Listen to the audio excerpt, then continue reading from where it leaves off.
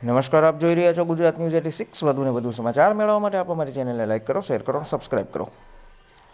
દિયોદર પંથકમાં વહેલી સવારથી વાતાવરણમાં અચાનક પલટો, ધુમ્મસ છવાઈ જતા કાશ્મીર જેવો માહોલ સર્જાયો। ખેડૂતોને જીરું, રાયડો, એરંડામાં મોટા પાયે નુકસાન થવાની સંભાવના। આવા ધુમ્મસના કારણે વાહન ચાલકો પણ પરેશાન, તેમના વાહનોની લાઇટો ચાલુ કરવી ફરજ પડી। ધન્યવાદ।